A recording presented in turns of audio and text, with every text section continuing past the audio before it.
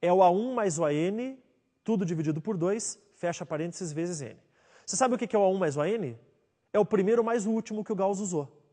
E o que é o N dividido por 2? Porque você pode separar o 2 ali para baixo do N, pode. O N dividido por 2 é a quantidade de pares. Ok? Então, o que é o SN? É a soma dos termos. O A1 eu já tinha dito para você. O que é o A1? É o primeiro termo. O que mais? Você tem o AN, que é o último termo, e você tem o N, que é o número de termos. Se nós utilizarmos a fórmula, nós vamos chegar ao mesmo resultado que o Gauss chegou. Faça lá. 1 mais 100 dividido por 2 e multiplicado por 100, você vai chegar em 5.050, que é o mesmo resultado que ele obteve.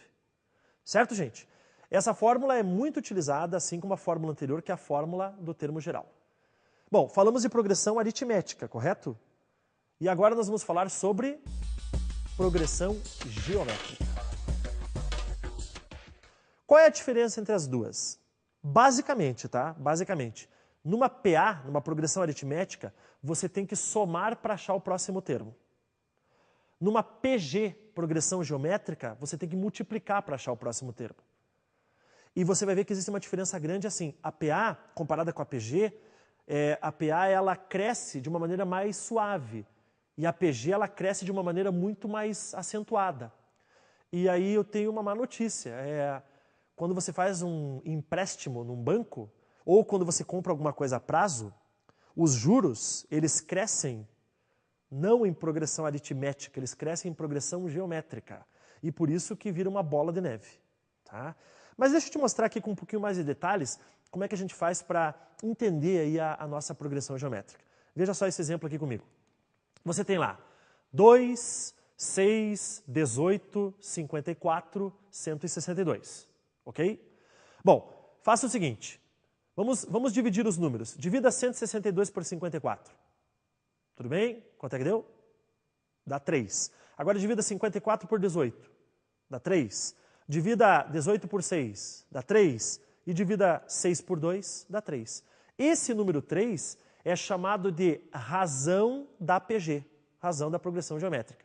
A gente vai representar esse número pela letra Q, ao invés de R. R fica para PA, razão de PA, e Q de quociente para a razão de PG, ok? Então, nesse caso aqui, a razão é 3. Agora eu pergunto, por que dividir? Porque se para ir para frente na PG você multiplica, para encontrar a razão que você está voltando, você divide, ok? Nós temos alguns tipos de PG que eu gostaria de mostrar a vocês. Olha só. Infinita e crescente. Infinita quando você não conhece o último termo ou você não sabe quantos termos ela tem. Crescente porque os números estão aumentando. Veja só, 2, 6, 18, 54. Reparou que a razão é 3, certo?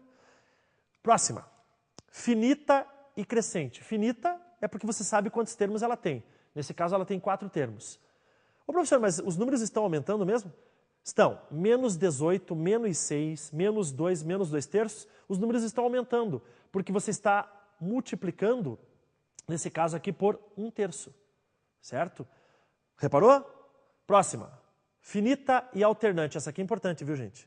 Sabe por que é alternante? Porque os sinais ficam mudando. Veja só. Menos 2, mais 6, menos 18, mais 54. Essa PG alternante ou oscilante é quando a razão é negativa. Repare que a razão vale menos 3. Certo, gente? Mas nós temos a famosa fórmula do termo geral como a grande vedete dessa nossa primeira parte aqui de PG. Assim como na PA existe uma fórmula geral, aqui na PG também existe. Essa fórmula da PG, ela segue o seguinte raciocínio. O segundo termo é igual ao primeiro vezes a razão.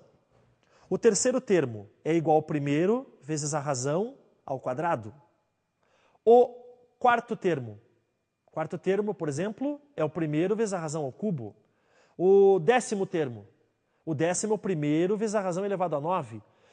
Se você extrapolar esse raciocínio, estender este raciocínio, você vai chegar na fórmula que a gente chama de fórmula geral. Como é que é a fórmula geral?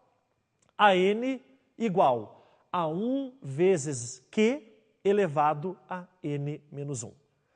Gente, o AN é o último termo, um termo qualquer, certo? Razão, representada pela letra Q. A letra N representa o número de termos. Quer dizer, parecido com a PA. A única coisa que mudou é que aqui a razão é a letra Q. Certo? Esta é a fórmula chamada de fórmula do termo geral de uma PG. Um exemplo. Uma PG infinita com 5 termos, onde o último termo vale 9 raiz de 3, a razão vale raiz de 3, e nós pedimos para você calcular o primeiro termo. Meus amigos, o último termo vale 9 raiz de 3. Como é que eu posso chamar o último termo? Ou você chama de AN, certo? Ou você chama de A5, porque você sabe que são 5 termos, correto? Nesse caso, tanto faz. Então, vamos usar a fórmula. AN igual ao A1 vezes Q elevado a N menos 1. Substituindo o N por 5, que é o número de termos, a gente vai ficar com A5 igual a A1 vezes Q elevado a 4. E substituindo os números, nós vamos ficar com o quê? Nós vamos ficar com A5, que é 9 raiz de 3, igual ao A1, certo? Que eu estou procurando, vezes a razão, que vale raiz quadrada de 3 elevado a 4. Certo? Aí nós temos 9 raiz de 3 igual ao A1 vezes 9, que é o raiz de 3 elevado a 4. E isolando o A1, dividindo 9 raiz de 3 por 9, você vai encontrar que o A1 vale raiz quadrada de 3. Ou seja, o primeiro termo vale raiz quadrada de 3. Beleza? Agora, meus amigos, nós vamos imaginar a seguinte situação. Imagina que nós temos uma progressão geométrica, nós temos uma PG, e nós desejamos somar os termos dessa PG. Imagina lá uma PG. 1, 2, 4, 8, 16. Vamos pegar esses números. E eu quero somar esses termos. Ah, professor, eu posso somar no braço? Pois é, quando a quantidade de termos é pequena, sim. Mas a quantidade de termos sendo grande, aí fica complicado. Para isso, nós podemos utilizar uma dessas duas fórmulas. Olha só. Nós temos Sn, que é a soma dos termos, ou você usa a fórmula AN vezes Q menos A1 dividido por Q menos 1, ou você usa a fórmula Sn igual a 1 vezes, abre parênteses, Q elevado a N, menos 1, fecha parênteses, dividido por Q menos 1. Para isso tem uma historiazinha muito interessante, que é a seguinte. Quando foi criado o jogo de xadrez, diz a história, né? Alguns dizem que é história, outros dizem que é história, mas o rei da Pérsia ficou tão feliz com a criação do jogo de xadrez que ele disse para o criador do jogo de xadrez o seguinte: você pode escolher o que você quiser do meu reino. Para você que não conhece o jogo de xadrez, imagine assim, imagine que